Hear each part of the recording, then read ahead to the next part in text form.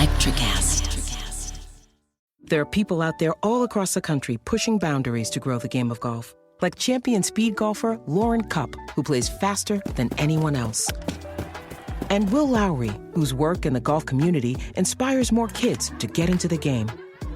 As a champion partner of the Masters, Bank of America supports everyone determined to find out what's possible. In golf and in life. What would you like the power to do? Bank of America. Bank of America N.A. member FDIC, copyright 2025, Bank of America Corporation, all rights reserved.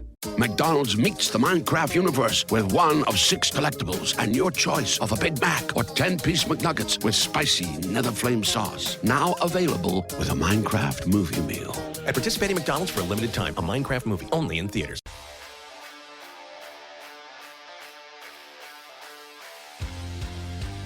Ladies and gentlemen, we're back once again for your listening pleasure. It is the Power Rankings. It's missing the point.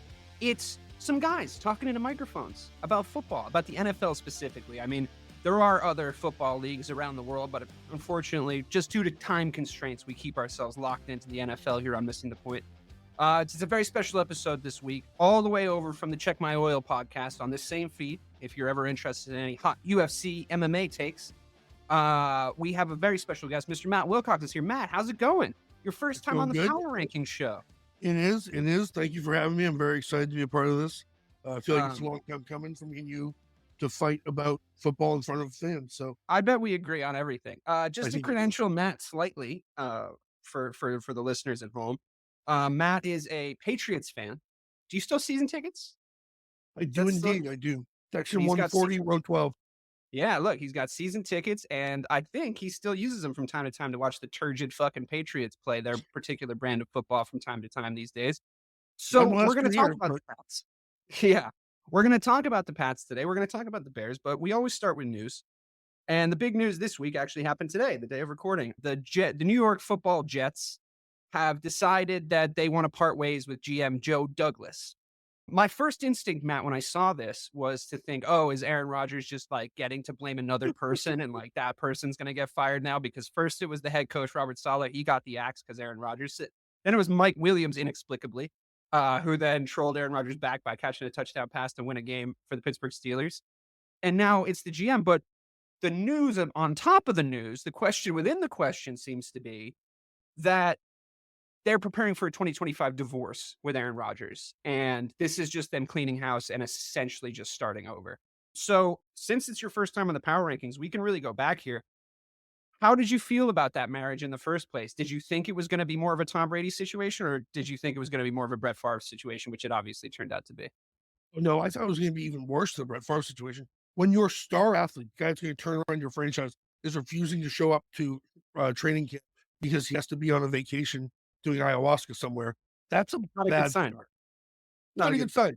And then when he gets into the mix and he's finally, participating, and he's not injured, he's out for an entire season, he starts cutting off the legs of the coach, who, if anything, the season before had led you to some sort of a successful path for the first time in 8 years. He gets Saleh fired, which he absolutely did, and now look at what they're doing. You're throwing out your GM halfway through a season when you're not making any personnel moves is a clear sign that the ownership is done with Aaron Rodgers. I mean, what does the GM have to do for the rest of the year, though, too? You know what I mean? Like, now that the trade deadline's done, it's like, over. The GM puts his feet up, right? And he just hopes for the best. I mean, why are you firing your GM for the end of the year? I don't know. Why are you firing your GM now?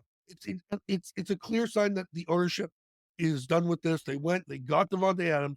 They're going to pay him too much money. Who gets custody of him in this house cleaning? I wonder. I'm hoping that the Patriots end up getting custody of him because he's going to be roaming around aimlessly after this.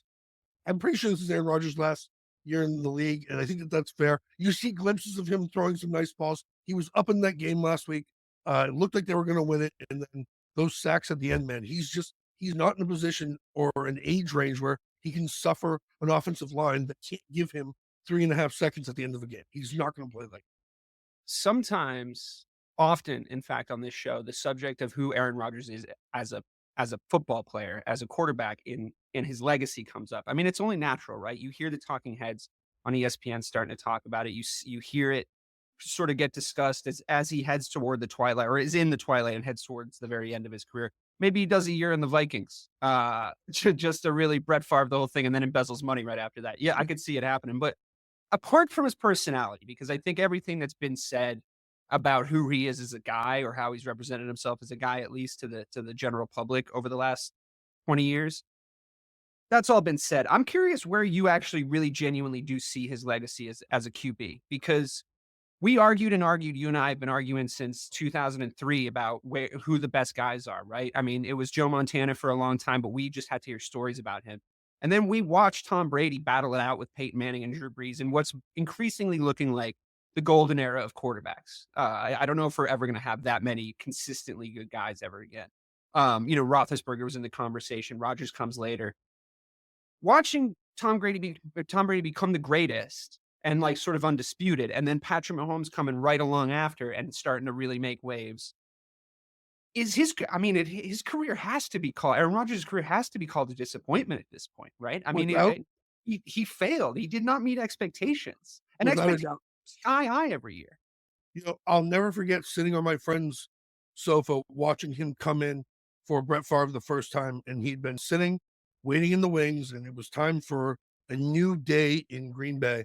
And for him to have only won one Super Bowl when he was so clearly the best passer of a football at his age, his speed, his ability to roll out, create something out of nothing. He literally his legs in general. On a dime. Would just kill you in the room. He could put the ball on a dime to any receiver. And he's gone through a litany of receivers. He was one of the best passers of all time. It is without a question a disappointment. He got paid. He's clearly content with moving forward from the game of football. But as far as his legacy goes, it's somewhere south of Dan Marino. I think it's definitely south of Dan Marino. I mean, I know he's got one and Dan's got none, but I have other. Yeah, I mean, I have this other thing where I hate him. And I had to watch him play for the Green Bay Packers in that era that you're talking about, where he couldn't miss a throw. And the last thing he did to the Chicago Bears is like score that TD and be like, I still own you. And it's like, no, I'll hate him forever, forever and ever. But I don't think it's completely biased and unfair to say that every single year he was tapped to be MVP for about 7 years. And that was when Brady was still in the league. I mean, you're not going to hear any argument from me that if you bottled both their talent, Aaron Rodgers would have more compared to Tom Brady. But that's the end of where the conversation ends. Right. when you're talking about those two guys. Right. Immensely talented, fast, really great arm, just not a winner. Just doesn't have that killer instinct to go out and finish games where they need to be finished. So many playoff losses, so many times he came up short. It's just he is not that guy. Peyton, Brady, even Brees to an extent, they had that winning mentality is all that mattered. Wait, sorry. Sorry. Did you say Peyton or Peyton? Peyton. I'll give it to Manning. Peyton. Best guy for commercials ever. Like, honestly, every time he's in a commercial, I'm like, all right, I'm here for it. Sell me a mattress or whatever the fuck you're up to. I hated him for the longest time, but I got to give it to him. He is just, he entertains the shit out of me. I think he's funny. He's a funny guy. I liked his commercials back in the day, the cut the meat, all that stuff. He's just a funny guy. For old money, I hate him less than like a lot of other old money people that exist in the world. Without a doubt. Did I ever tell you about that job I did, the commercial I did in Indianapolis? He owns that he owns the whole place. Like the person will be driving you around to go like location scout for where you want to shoot the commercial. And they'll be like, oh yeah, those are nice houses. Those are Manning properties. And then you'll be in like the downtown area and it's like, that's a Manning building. That's a Manning building. And like he's the president of Indianapolis. Like that guy just had a smart, like everything the Mannings do it works out for them. They're good at doing it. I really think it's good to be a Manning. It pays to be a Manning. I know. I know they're hateable. Indiana. Beautiful thing about Indiana is it's Peyton Manning, Larry Bird, and Pat McAfee. And that's it. That's the end. Dude, I honestly do not like that place. You know what? We're overlooking something. The Jets might have just done something that I didn't think that they were capable of in breaking a cycle here. And I didn't know if you're probably hyper aware of this as a Bears fan, but the Jets have this ability to cycle through coach and GM where one picks the quarterback, then gets fired, then the coach is stuck with the Oh, quarterback. no, this is the Bears to a T. It's unbelievable. But they Yeah. just maybe they get rid of him, they get a high draft pick, and they can get a coach and a GM on the same page and do something miraculous. They won't because they're the Jets, but it's at least possible at this point. Well, you're saying they can time it out. They can Time it out. if they New get the GM, right new coach there. on the same page, picking a team. What do you do in that situation? I wonder what the common practice is. Do you hire the GM and then let him pick the coach if you're the president of the team? Or do you hire them both as a package and say, these are the two best guys, you guys figure out a way to work together? I think it's the former, unless it's Bill Belichick that's going to coach. Yeah, but that's tough though, right? Because if they do let's create a real hypothetical here. Say the Jets actually do go and get Bill Belichick. That would be crazy on so many levels. That would be crazy on so many levels. I think it's really, really unrealistic. I mean, the fact that their history already, given their history, coaching wise, their history when he was the coach of the Patriots. I mean, I know he shit on them quite a bit, but all histories included, that would be pretty crazy. But say it did, you'd want to have a GM in place, Matt, because Bill's GMing was your biggest problem at the end of his tenure. He's not a good GM, and if he gets his tendrils in there before there's like a strong GM in place, you're just looking at the 4-win Patriots again, right? Pretty quickly, but by recent history, maybe that's recency bias. No, you're probably right. But then you also run into the same issue that you had this year with Atlanta, where you have a GM that doesn't pick Bill Belichick to be the head coach, most likely out of fear of what happens if Bill's right and he's wrong.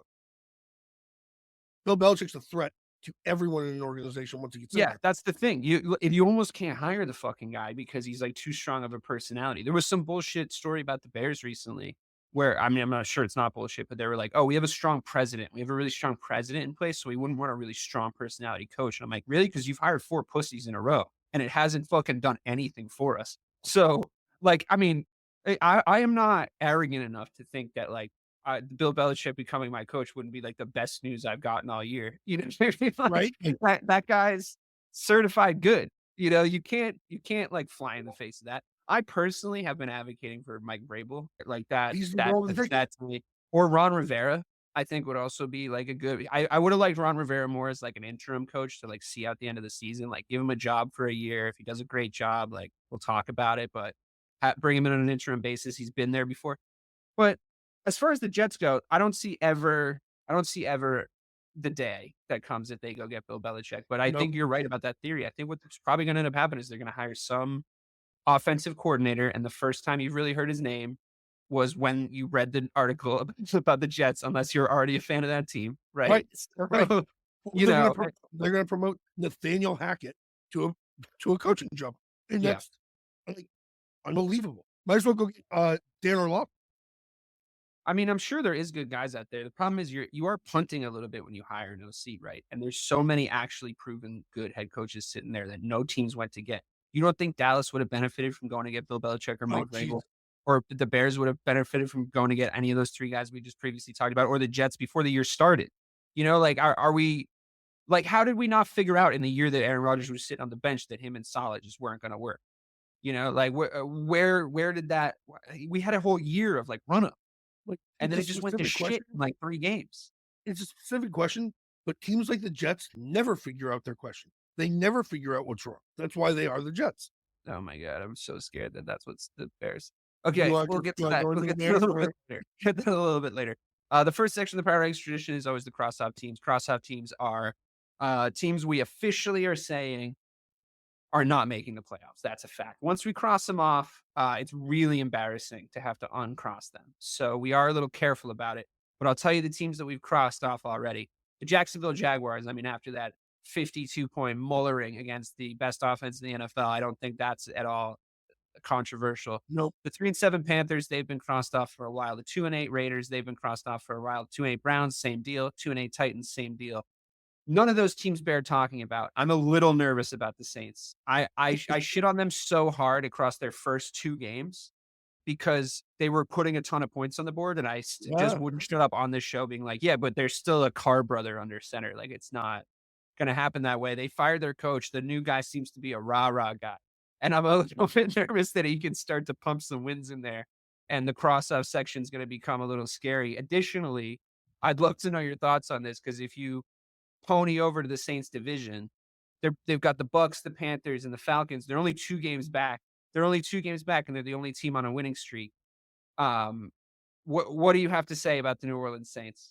Listen, if there was a gun to my head, I wouldn't put any of those teams in a cross-off situation just because what the hell? Who's driving the car? Who's got their hand on the wheel there? Obviously, you want to think that the Bucks are. Who's fucking this chick? It's Baker Mayfield. As my great grandmother used to say, who's fucking this chicken anyways? It's just a chaos division with chaos quarterbacks who are at times amazing, at times the worst you've ever seen, with defenses that can record 8 sacks in a game and then give up 450 yards. The only reason I'm okay with the Saints being crossed off, and I'm secure in this fact, is I believe that the Bucks are better, and I really do believe that the Falcons, as dysfunctional as they are a more talented football team. So for those reasons, do you want to talk about the Falcons for a second in that context? Wow, because I mean, benching the QB in the middle of the game is a tough look.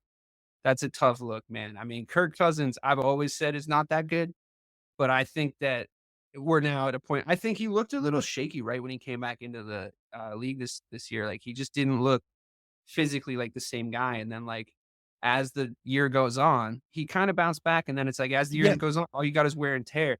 I'm really not looking forward to watching him play. Oh, at least they play in a dome, right?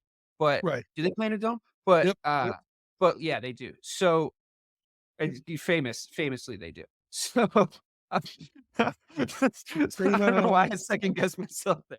But as it gets colder, any games on the road in the cold areas of the world, you're just looking at a poor guy with a hurty knee. Right. He's the number one guy you don't want outdoors in the cold, for sure.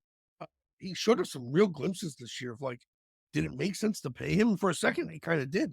And now, but then it was like, did it make sense? This might be way too early to tell because we'll come on to the QB rookie draft class this year in a second. But Penix came in and it was like, well, I mean, I don't know what you expect the kid to do, but it's also like, maybe if he was going to play, maybe a Kirk Cousins type gets paid like a veteran, nice contract. And you go, hey, we're going to have this guy play for like the first few games, but it's like very like kind of not exactly like this, but the way they dealt with Russ and Justin in Pittsburgh, right? Where it's like, look, Russ is coming back from injury. You're going to start these first 5 games. When he's back, he's coming back in the offense. We've designed the offense around him.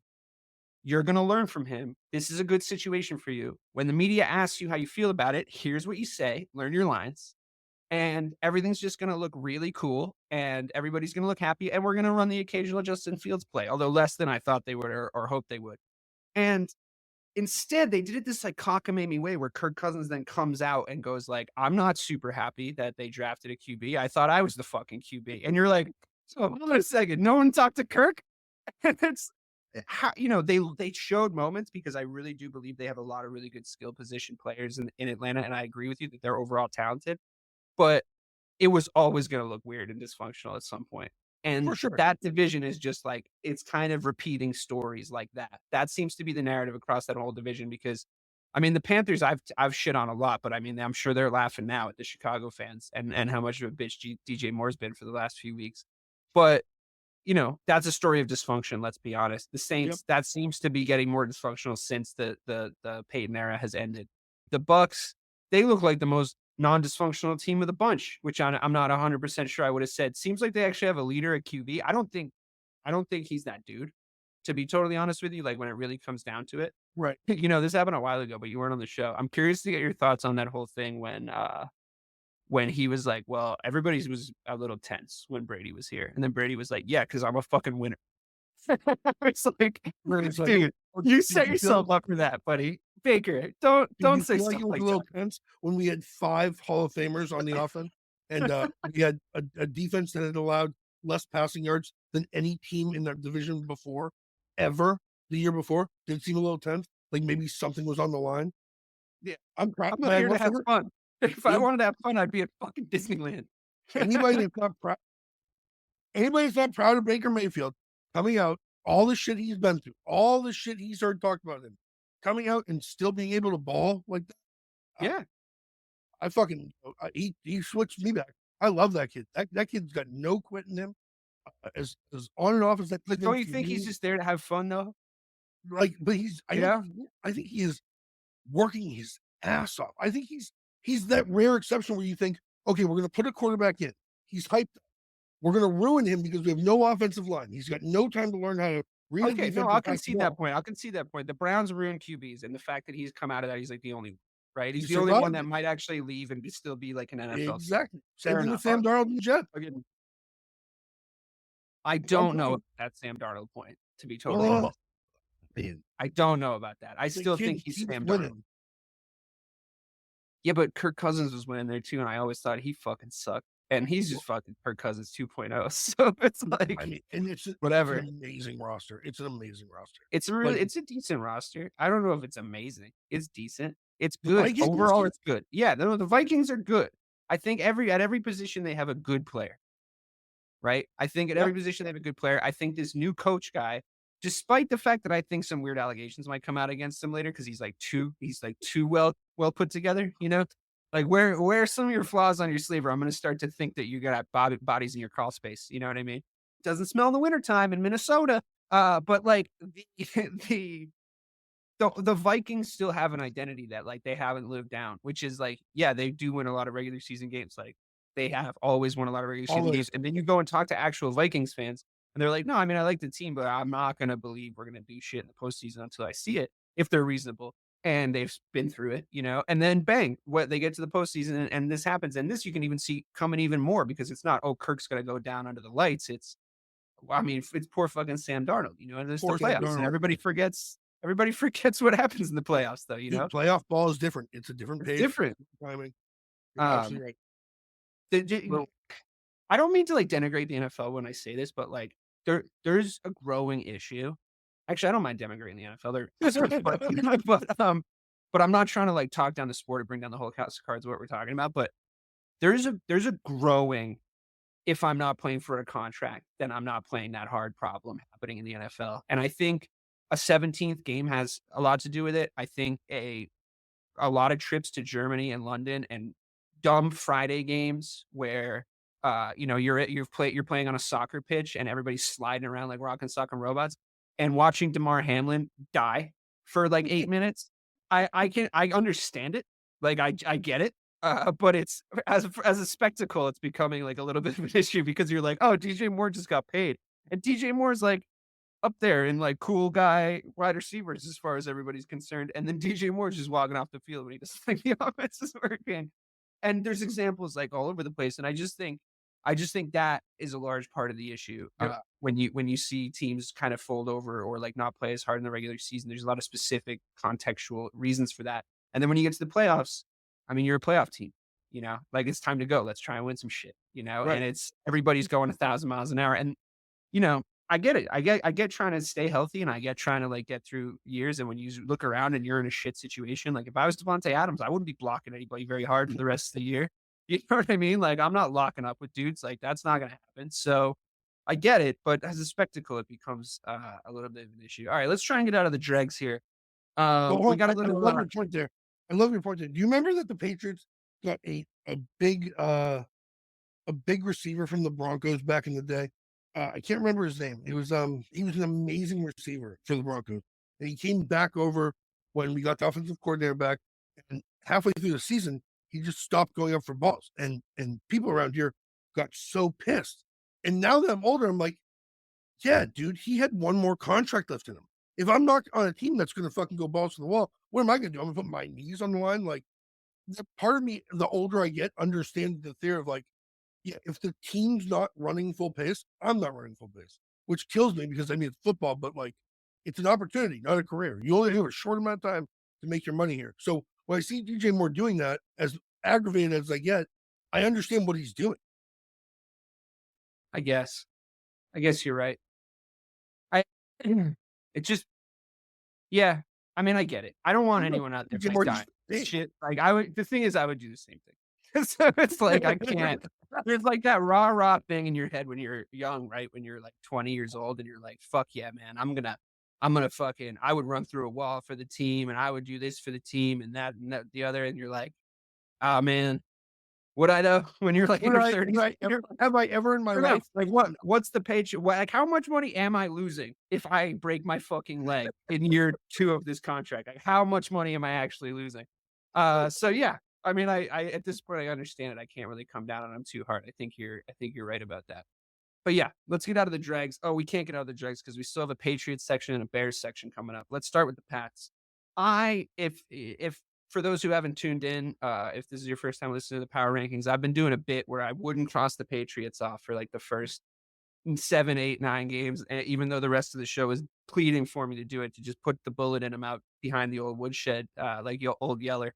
And then I missed a week and they fucking crossed them off when I wasn't here. So the Patriots are crossed, but I still think they have a little juice and a little life in them. So, I mean, the floor is really yours on this one. I want to know what your opinion is on your new guy, Drake May.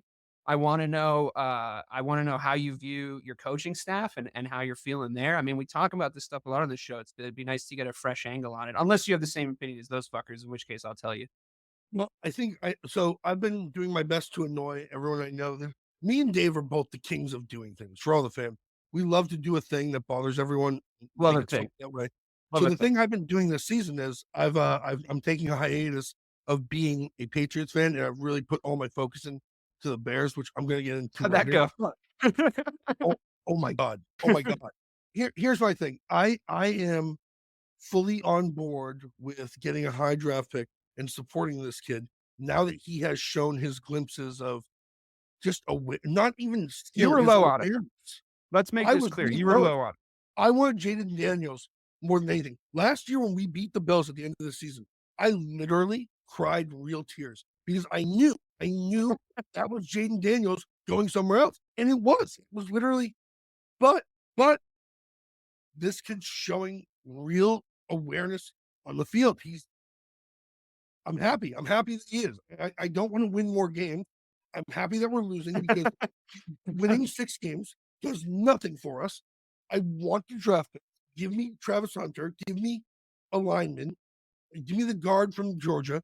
But man, he does look pretty good, doesn't he? He does. He really does. Looks pretty fucking good, dude. Like for a rookie, but also, I mean, it's like I had this whole hot take about the Commanders and at the start of the season when Jaden Daniels was balling, and it was kind of desperation of like needing all the other good rookie QBs to be not good rookie QBs, right? Because like how often do you get 2 in the top 4? How often do you get 2 in the top 4? How often?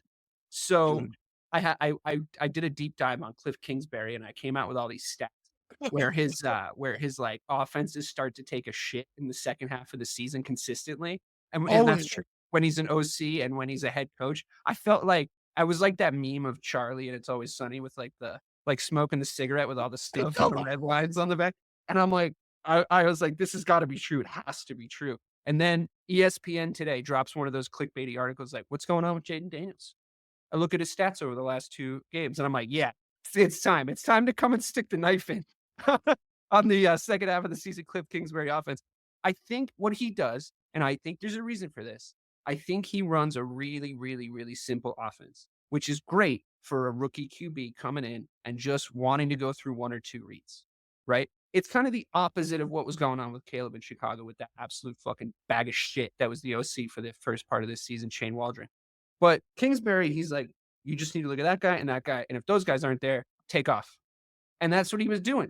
And everybody was like, oh shit, like this guy runs like pretty crazy. Like, and oh, he's got this wild deep ball. Like he's got this like out of control deep ball that really, if you just put like a very good receiver in Terry McLaurin, who everybody forgets about because he's never had a guy that could do this for him, absolutely chuck that up to him and it's going to work. After a few weeks, non-incompetent defensive coordinators go like, okay, so everything I just said is basically the things we have to worry about. So we're going to play too high this week, guys. Like anytime you see Terry McLaurin going on a deep route, you go after him. Too high and then 5 o'clock. That's it. Yeah. We're just going to contain him on scrambles. The Bears actually put the most on tape this year on how to deal with them.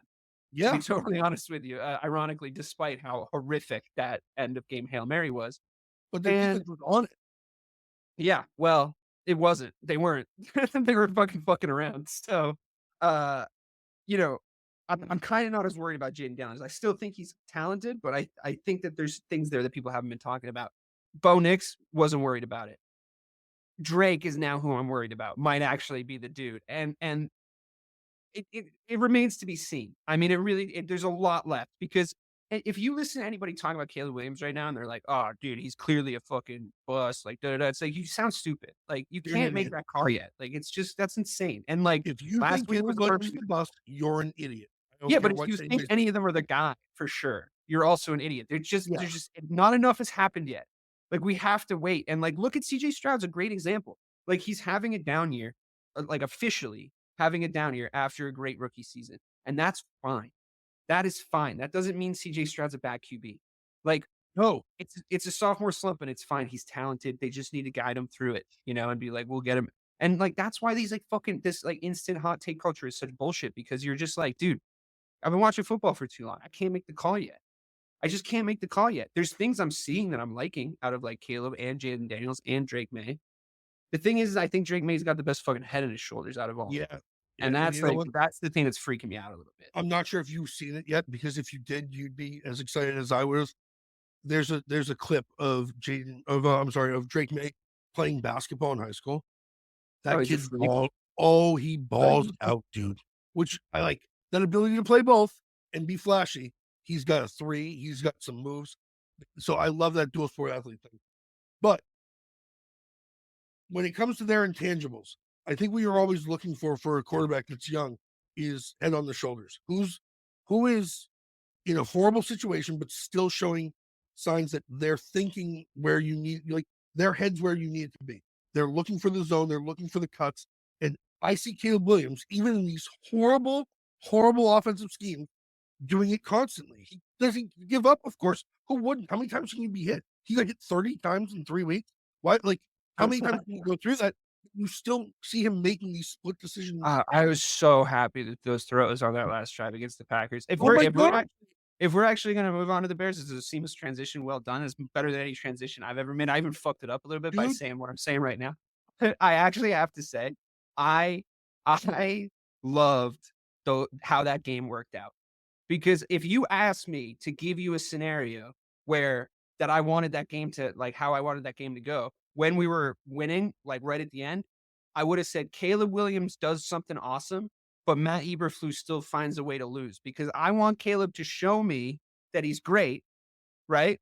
But I also don't, I have no interest in band-aiding the very obvious problem that is the head coach, right? And he plays scared. He plays scared football. He should have tried to get 10 more yards before that kick. Yep. He fucking asked for it. I'm not going to sit here and call it and bitch about leverage, because when the Bears got called for it, my take on the leverage penalty was that the fact that it's a personal foul in 15 yards is the dumbest thing in the world.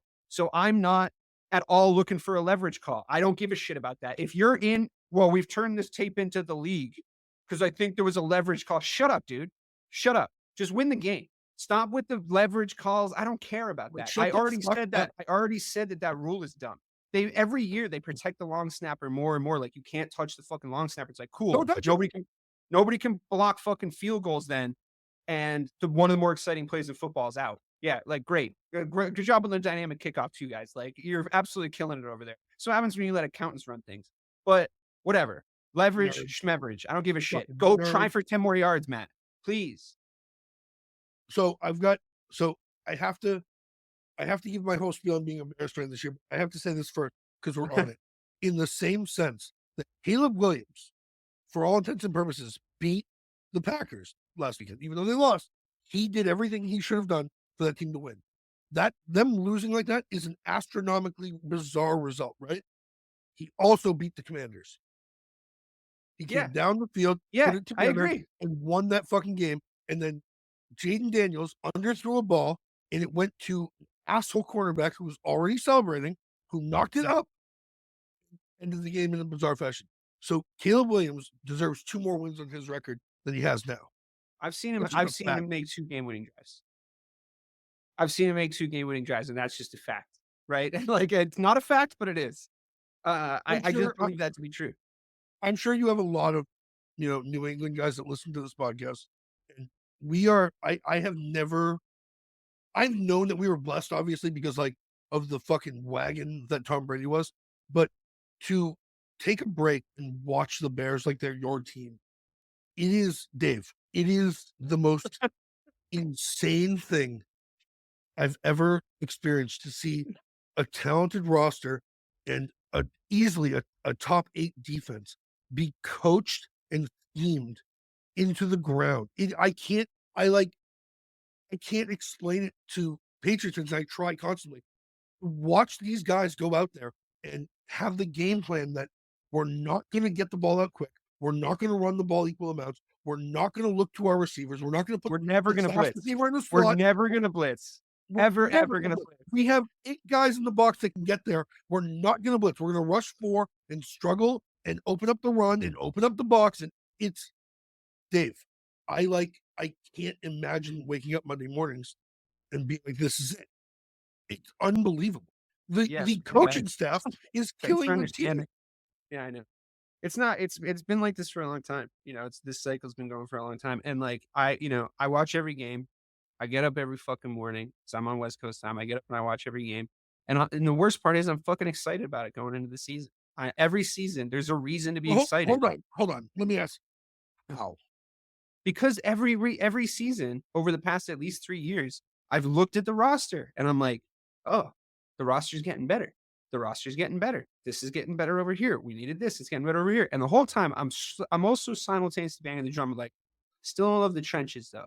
And I would say this to you. We would text about it. I'd be like, still don't love the trenches. Like offensive line. I mean, the GM's supposed to be an offensive lineman. I need the trenches to get shorn up, especially if we're going to get a rookie QB. We don't. And now the man's lucky to be alive. Right. And it's just like, that's a dereliction of duty, unfortunately. But the problem is that coaching staff was not schemed to protect him. I mean, we brought this guy, Thomas Brown, in, and he had a great game at offensive coordinator against the Packers. Why did he have a great game? Now, you want to talk about how depressing it is on a tangible existential level as a Bears fan? I was just happy to see blockers blocking instead of wide receivers blocking. Like that guy came in and he was like, okay, so the blockers, you're going to block. And they were like, wow, this guy might be onto something.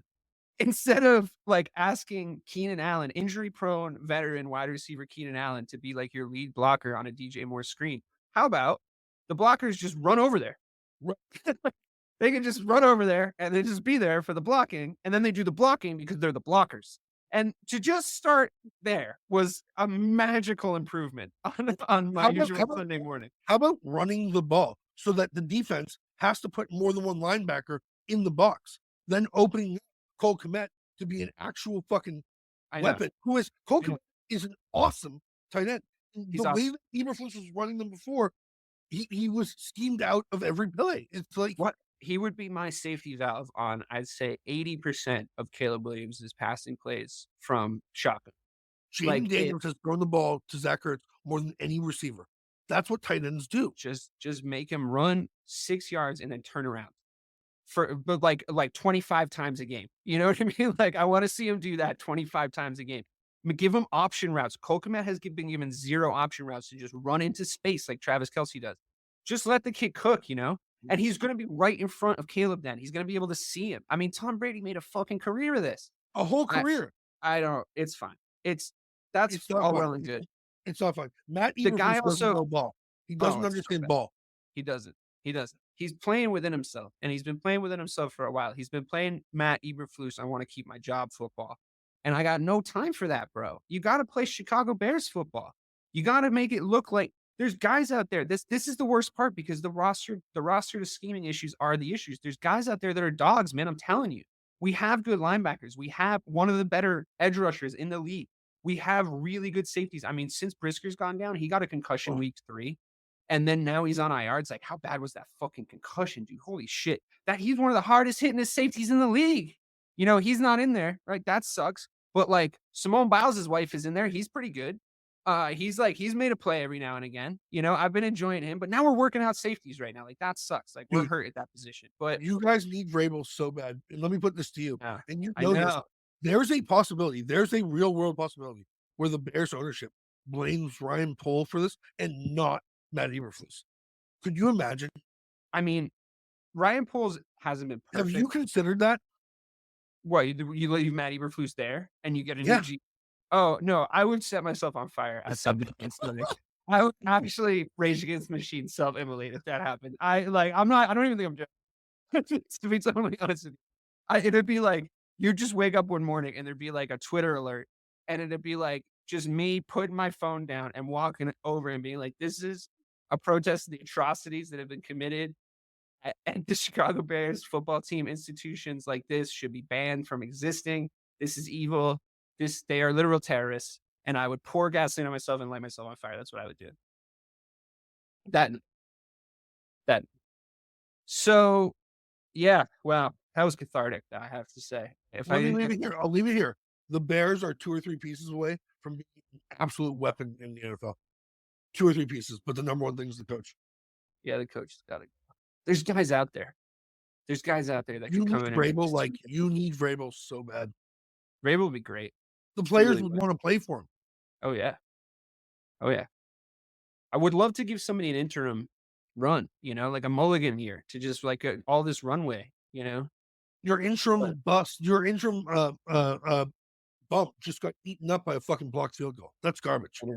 I know. Well, that was depressing. Do we cross the Bears off? Do we cross the Bears off? Not yet.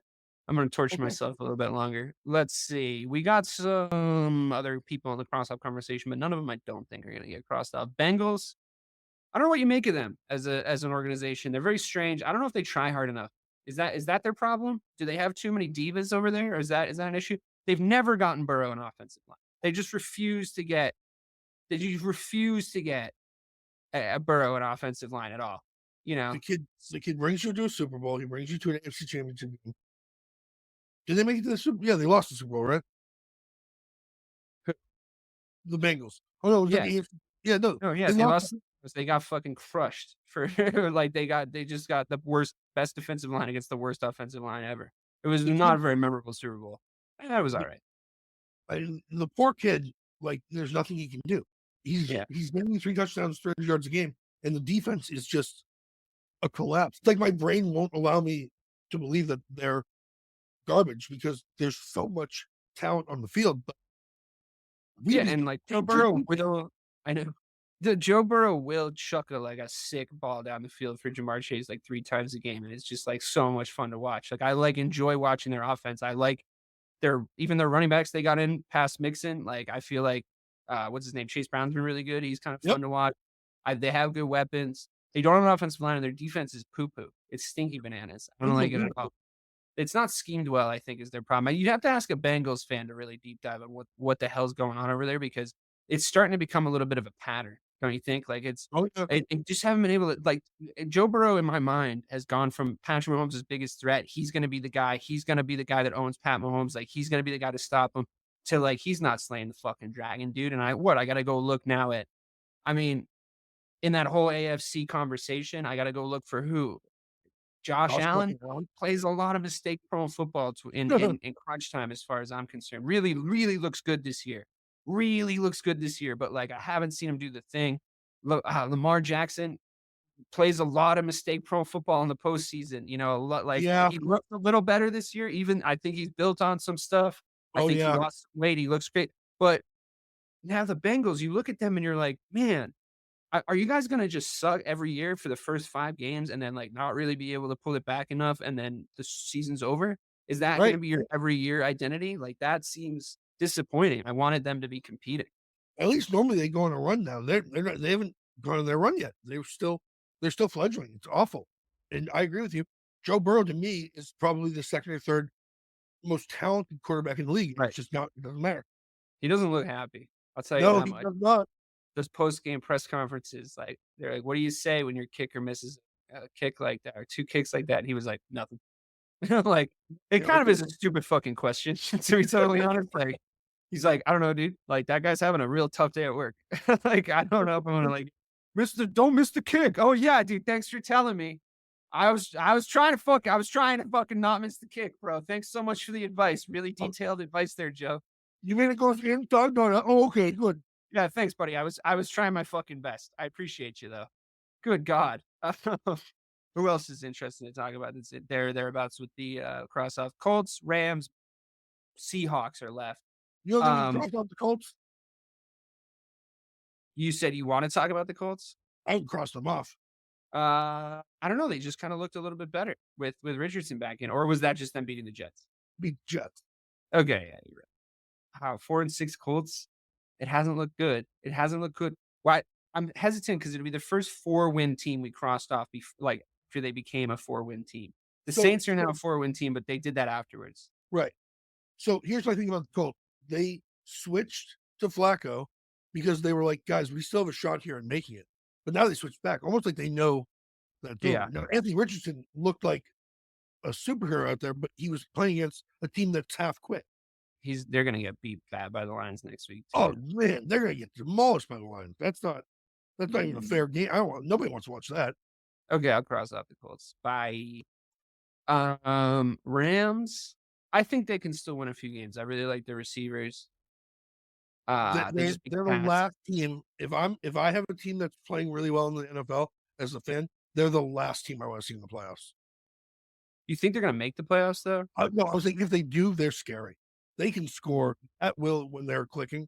I mean, they could. They're only 1 win behind the Cardinals. You know, it's kind of anybody's game there in the NFC West, and they're all very similar teams where it's like you're not 100% sure what they look like every given week, right? So, right. And now they're healthy. Yeah, that's really weird. That's a really weird division. That really any team could come out of there. It could be the Rams, and yeah, you wouldn't want to see them. You wouldn't want to see Puka Nacua just have a crazy day. No you know, way. against you on a Saturday. That would suck. Like nobody would want that. All right. That's what we'll leave them alone because I just think that's only fair. The Seahawks again. I mean, same reason. The Bengals. You guys are flirting with a cross off. I have to say, you got to pull it around. Oh no! All right, moving on. Moving on to the honorable mentions section of the show. I'll read you out the teams on the honorable mentions section: Broncos, Buccaneers, Dolphins, Falcons, Texans, Cardinals, Niners. Now, of those, I would say the Bucs, just because of their record, are flirting with going back down to cross-offs. They're playing the Giants next, though, so could be looking at a 5-6. I'm interested to get your opinion on the Dolphins. They look good again offensively now that Tua is back in. That sweet child needs to stop leading with his head. It's becoming like an arrestable offense for whoever his guardians are in Miami because it's absolutely insane to me. Why can't we mandate those helmets? Is it like I won't do a diaper shot in the NBA? It's because of the way it looks, and they don't want to look because you look like a nerd. Because you don't want to look like a nerd. Nobody wants to look like a nerd. And Tua, I don't care. I don't want my nose to be coming out of my nostrils when I'm fucking 51. That's what I don't want to have happen. I don't want brain leakage in my ears when I'm running on a pretty decent age, you know, like just wear the Guardian cap, bro. For the love of God, they should be able to mandate them to wear it if they've had a certain amount of concussions. It seems like a no-brainer. Like, what is the point of making all this money if you have to be fed by a spoon by a nurse in your 50s? It doesn't make any sense. Spoon if you're lucky. It might just be a tube in your stomach.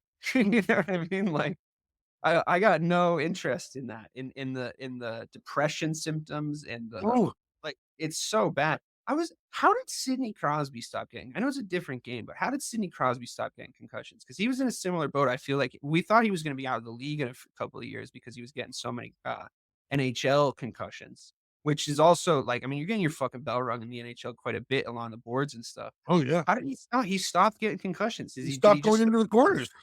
Yeah, he just like stopped going near anybody. Huh? He's it's like if you don't want to get hit by a train, get off the tracks, baby. Yeah. But he's good enough, right? That he can sort of like exit. But like, yeah, I've seen quarterbacks that can protect themselves. You know, I mean, I've seen the Ben Roethlisbergers of the world, and you know, his personal character aside, a lot of watching him play was a lot of fun because he would just like get hit and not fall over. That was, you know, Brady would fall down before he got hit. Yeah, which is fine. I mean, he just like read the pocket. He was the best ever to ever read the pocket. You know, when it would collapse, he would just like protect the ball. They invented a whole rule about it. So it's like, now, you know, that's fine. You know what Tua reminds me of? It reminds me of my 2-year-old. She runs with this sense of abandonment. She runs like she just stole something. And then when she hits something, it's like a car crash every single time. It's like somehow her head is in the mix of every fall down, no matter where we are. Like a moment where she can't believe that this has happened. Like the idea that it's even occurred. It never even occurred to her that something bad can happen. Dad, am I all right? Am I okay? Yeah. I had no idea. Yeah, poor old Blue 10 Tua. It's not going good, man. It's not going good with the brain. And every time it happens, we're like, well, one more, I guess, just one more. Yeah, just losing letter grades left, right, and center. I mean, it's out of control. But you're right. With him back, that team's in the hunt for something. Yeah, I really do. If you look at the overall standings in the NFC, like they're kind of right on the bubble still. It seems unrealistic because they've lost so many games, but you really never know. We'll see what happens. Do they get to play the Jets again? I mean, that's a question that every team that's looking for a free win should have. Like where are our wins at this point? I think, or where the Dolphins are at. They get to play us again. They get to play. Well, I still think you guys got spunk. They get to play us again at home, which is always bad for us. You guys aren't good in Miami. Well, so Brady wasn't good in Miami. This team is now this amorphous blob where you look at our history, like they show our stats, like, oh well, they're 23-2 against the Bills in this kind of setting. It's like, yeah, that doesn't fucking matter anymore. It's like, yeah, the team is dead. Yeah. It's kind of nothing to do with the jerseys, bro. It's not. Maybe it's the same bus, but yeah, there's been a change of scenery. I love it. Have you noticed they're doing it to Detroit too? They'll show Detroit stats in a game that they're up 37. Like, well, Detroit's prone to lose this. They're the only team to cough up a lead of 21 points in the fourth quarter. Not the only team though. Like none of those guys were there. You know what I mean? Like it really would be such better advanced analytics if they were like Dan Campbell's Lions have done this many times. And I'm like, great. Like, cool. That to me shows authentic patterns and trends that we can read. Like the good statisticians that we should be as sports fans across all of our sports. We should be making. Yeah, you don't need to talk down to me, fucking ESPN.com. You fucking cunts. Okay.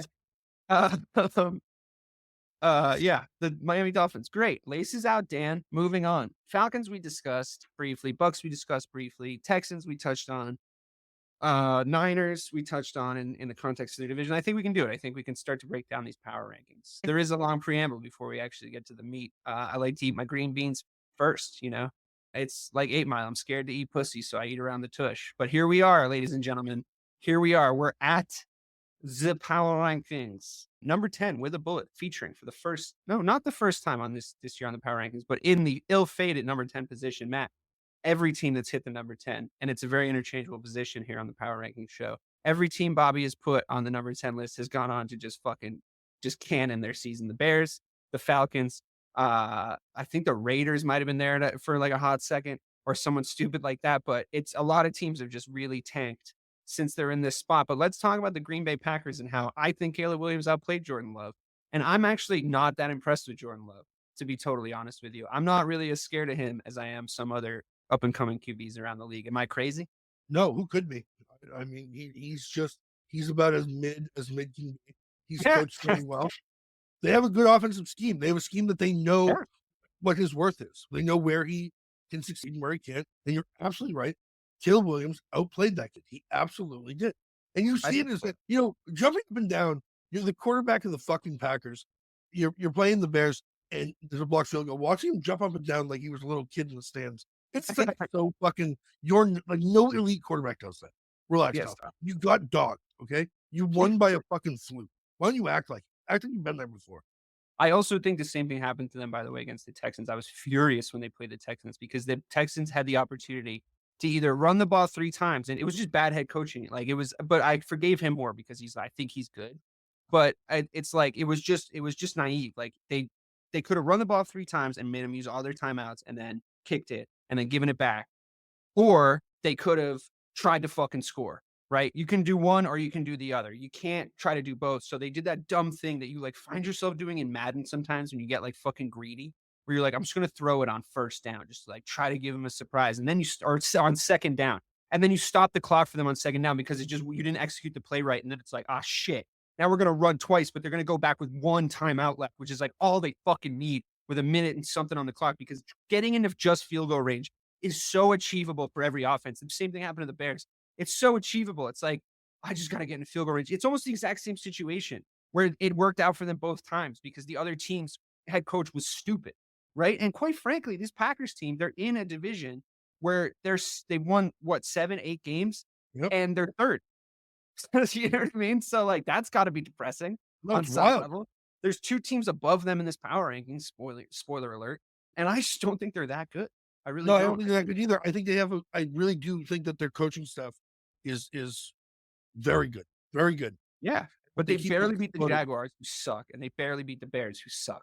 So, But their defense also has the ability to stop bleeding in a very impressive way. You give Jordan Love the ball for 40 minutes in a game, he can win the game. he's If he's also not trying to throw a big one. right. Right. So, I think he's been really lucky in certain situational football situations, for lack of a better term, like, as we've done this Packers season. You know, it's just he's broken his way a couple of times. Yep. You know, I mean, I don't want to say that what's going on with the Bears is bad luck, but like, I mean, it just never has broken our way, except for against the Titans. We used all of our luck against the Titans because Will Levis just had a seizure and just started throwing it to the wrong team. And we got really lucky in that game. It has to be Matt Eberflus. Matt Eberflus is anti-football.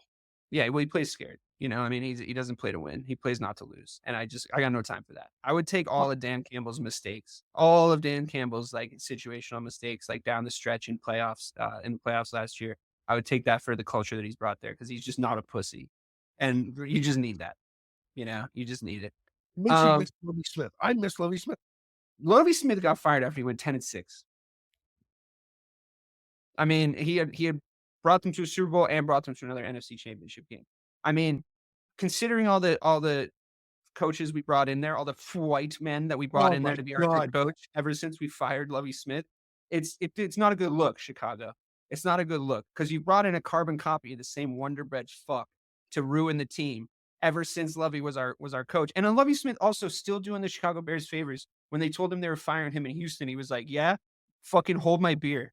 And he got us Caleb Williams. So, like, everybody can get fucked as far as I'm concerned.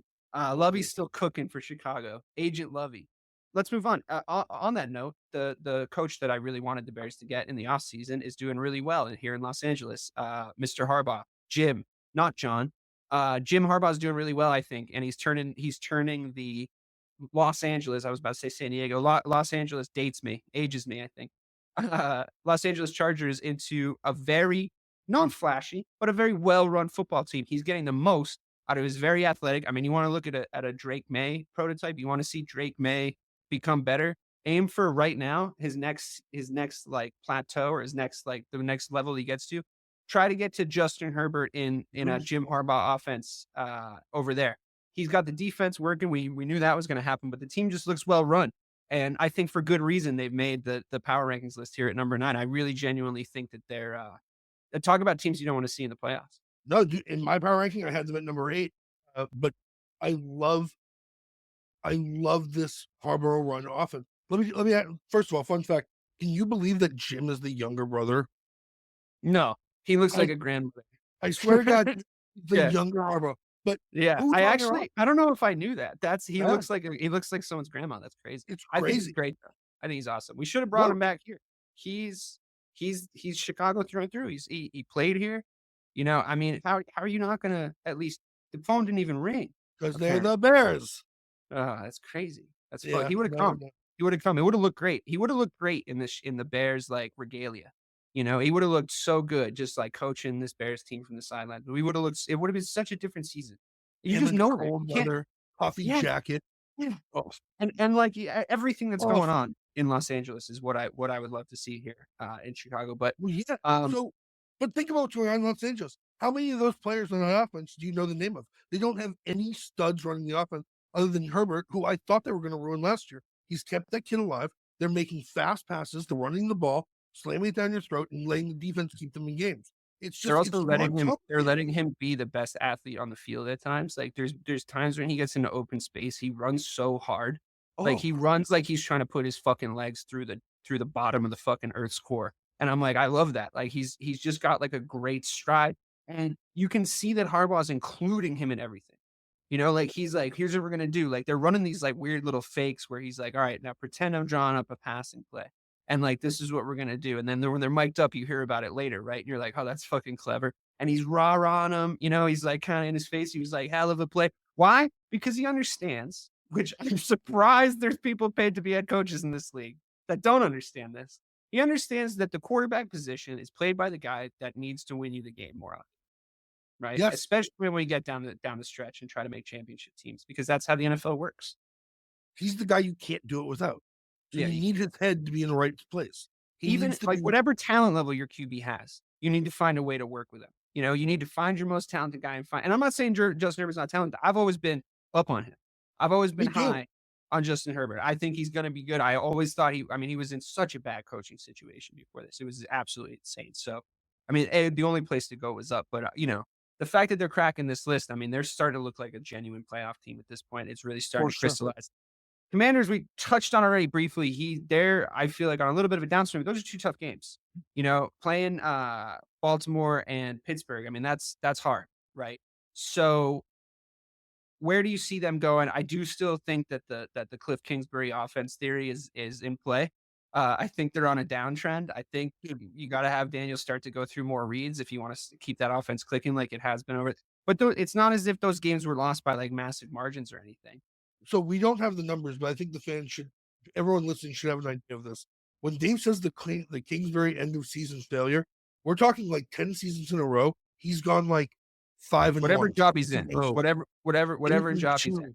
Whatever job he's in as a coordinator, as a coach, he literally finishes seasons like dog shit. I'm going to be honest with you, Dave. If I were rewriting this list, I would have the Texans in here right below the Chargers at number 9, and I would have the Commanders right at that honorable mentions. I think we're watching their downfall. I think the team's going to get tired. I think you're watching a defense that's very well put together, but they're going to get exhausted because they're playing 40 minutes a game, trying to let Jaden Daniels figure it out. Jaden's looked like shit the past 2 weeks. He looks like maybe it's a hamstring or I don't know what it is. His passes are off. He looks timid and he's not taking off when he has the windows. You're right. It's his ribs. You're right.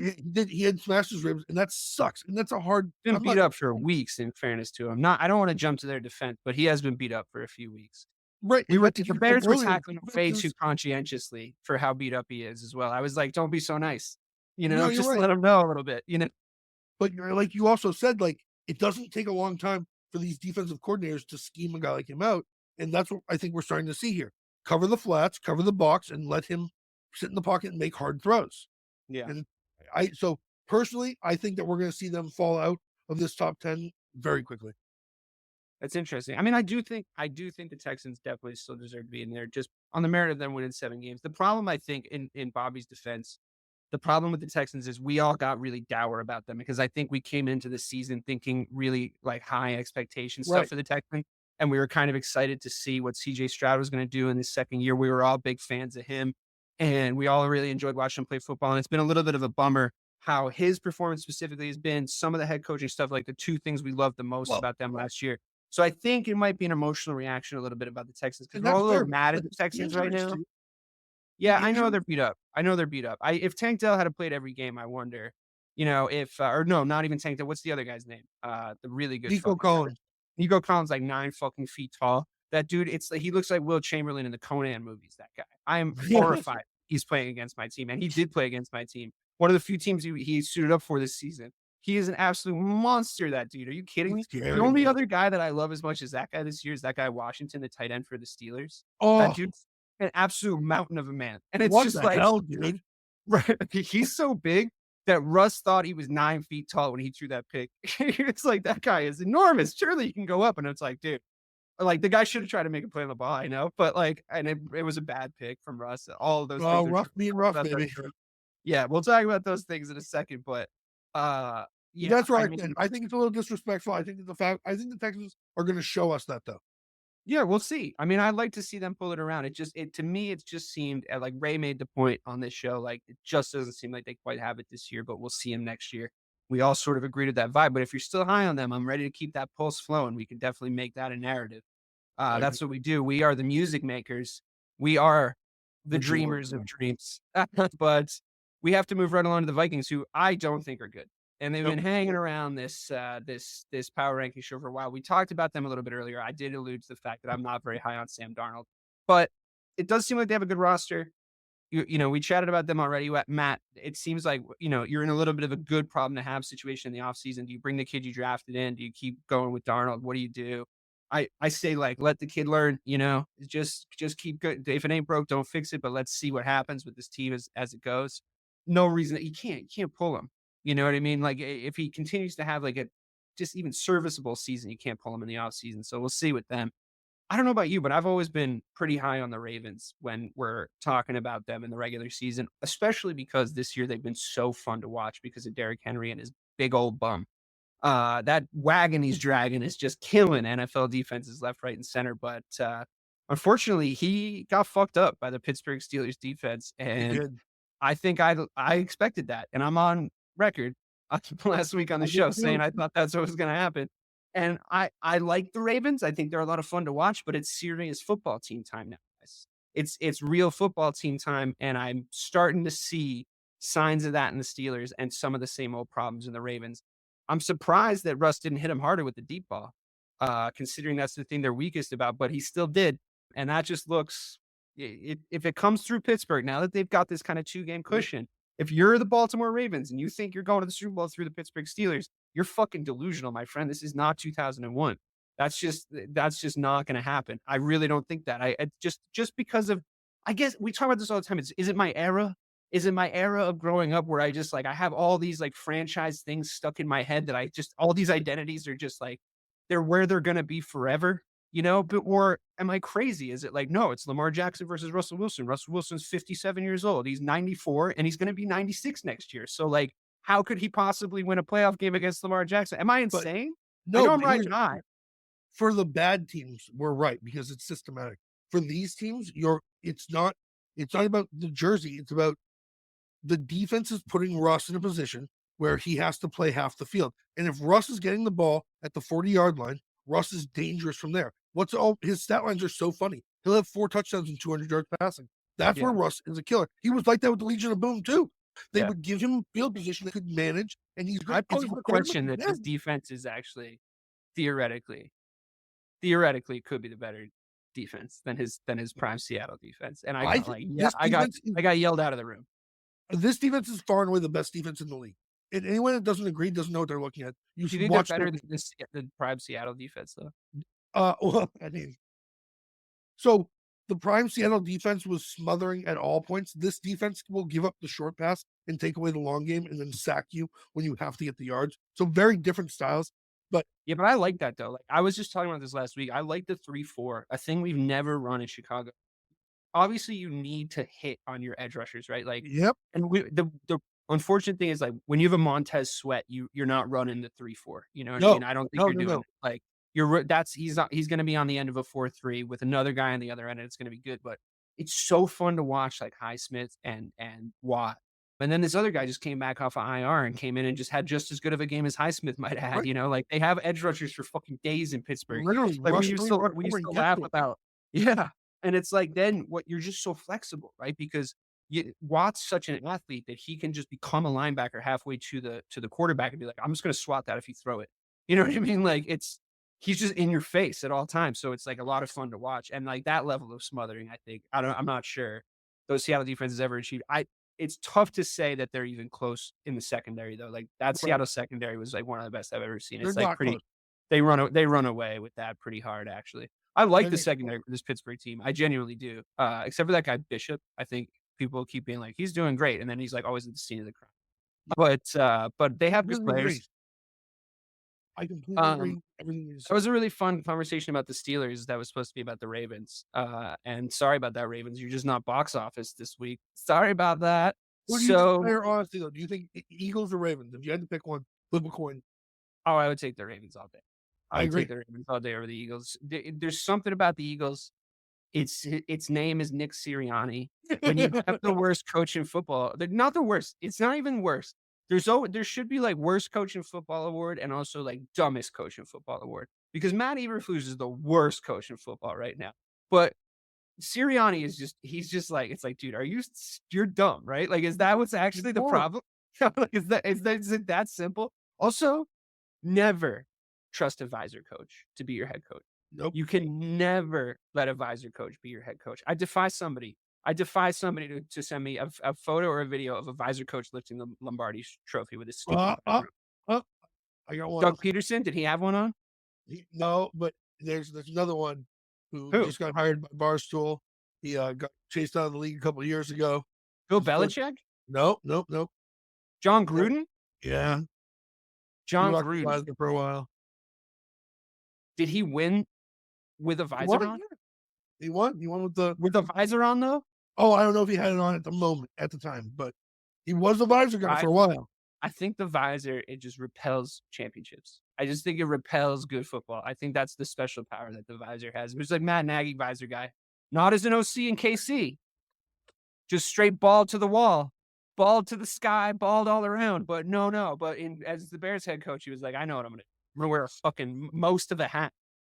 Get the shit out of here, dude. I'd be like, I'd fire him that day. If he didn't have a visor on the interview and he had never worn a visor before, and I was the president, day one he wears a visor, I'm like, you're out, dude. Pack your shit.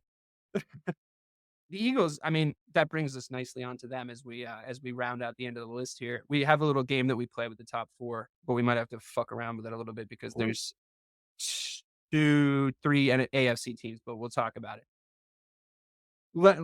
The last part of this, talking about the Philadelphia Eagles, yeah, it's Sirianni, man. I just think that's the issue. I really do think they have a talented roster. No one's arguing that. They still probably have the best offensive line in the NFC, if not the league. And I think that's great that they recovered from Jason Kelce leaving that well. I think they can still do all the same stuff that they were able to do offensive line-wise. I think Jalen Hurts has balled out at times, but you still have to again, it's just that playoff football thing. It's just I wouldn't be too scared of seeing them. This is the only way I can explain it. They're the only team in our top 5 list that I feel like could lose any game at any time. Yeah, I'm never 100%. I wouldn't put my money on them, I'm never ready. And then they'll play well, and I'll be like, all right, but you might not have. You fucking might not have. We know you might not have. We're all aware that you could come in and lay a fucking egg at any. 100%. Because even in these games, they've had weird moments. They've had bad first halves and they've had bad second halves, but never the twain has met in one game. You don't think that's going to happen? You don't think that's going to come at one point where they're going to just pull off the trifecta? So we have playoffs for. Yeah, there's too many mistakes. We talked a little bit about the Steelers, but the top 4 is the Lions, the Bills, the Chiefs, and the Steelers. The Steelers have now scalped the team that was above them and crawled into their spot a few times. This list being made by a Patriots fan, Bobby's never one to toot the Steelers horn too much. He's a Cowboys fan. The Patriots fans aren't fans of the Steelers. Bobby's a Cowboys fan. They're not fans of the Steelers. I feel like I'm the only guy here that's ever really defending them. So it's become a little bit of a hitching post for me. But we have the Lions, the Bills, the Chiefs, and the Steelers. I don't think anybody on this list is a genuine contender to beat the Lions to the Super Bowl in the NFC, right? I think the best chance somebody has is probably the Vikings, but we've talked about them and what they're really going to do. So who out of the remaining 3 AFC teams do you think has the best chance of getting there? Or if you want to think about it like this, who between the Bills and the Steelers has a better shot of beating Pat Mahomes in the AFC Championship game? So can the Lions beat whoever gets there after the gauntlet that AFC team comes through?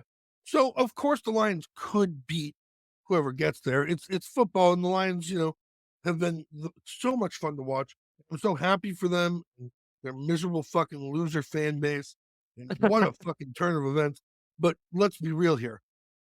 You think that team in a Super Bowl versus Andy Reid and Pat Mahomes? No, I'm taking the Chiefs every time.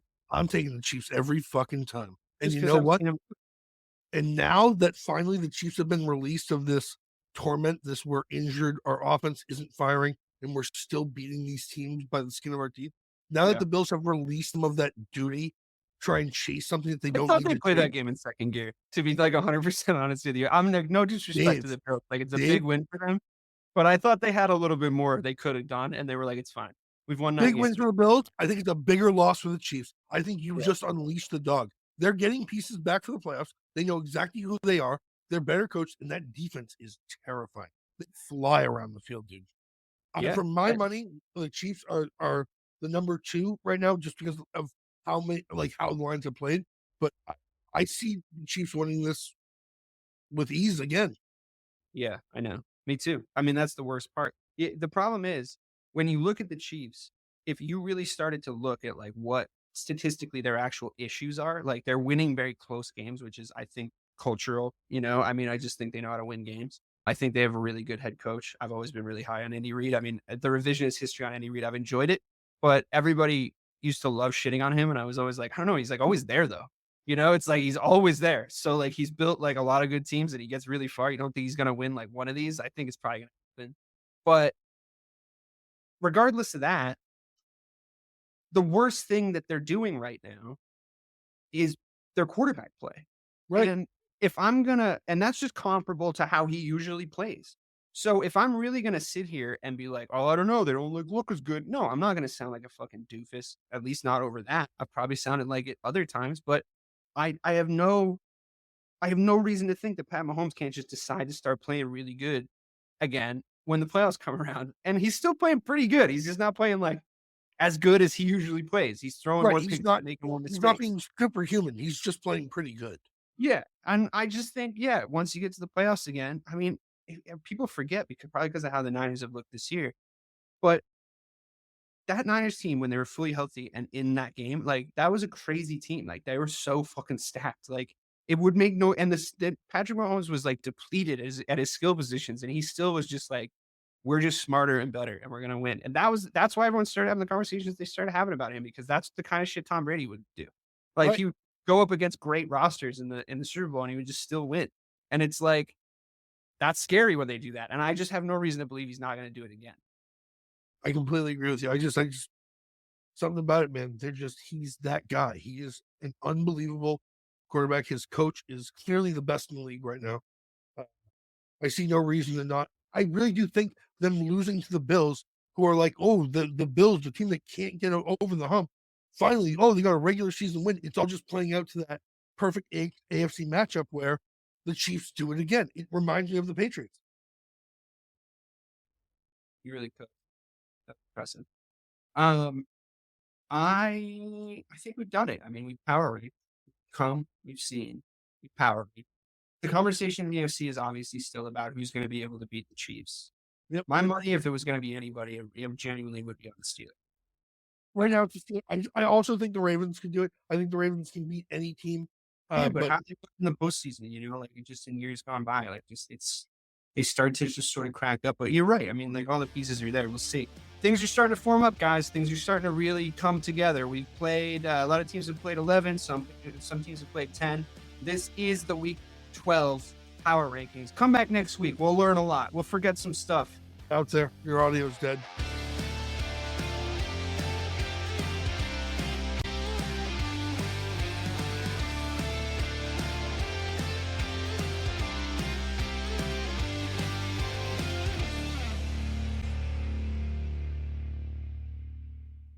Hi, I'm Sherilyn Fenn from Twin Peaks. What did you do on your last Saturday night? Did you hear something? Toilet paper. There's none. Nada. The reserves have gone dry. People are hoarding it. I should have done that. They're all out of hand sanitizer at my Target. Mark, when did you last watch the news? We are getting reports of forced quarantines in China, Japan, and now Italy. You're cutting onions in half and putting them around your apartment. Yes, exactly. It kills the COVID. Excuse me? Let's go. Let's go. Get in. Vamos, rápido. Have you ever driven one of these? Never. I'll drive, ladies. I've got the keys. Excuse me, I'm lost. I'm looking for my wife. I got turned around. Join me, Eric Roberts, Jennifer Elise Cox, and Ed Asner for The Last Saturday Night, an Electrocast podcast. You'll love it. Electrocast.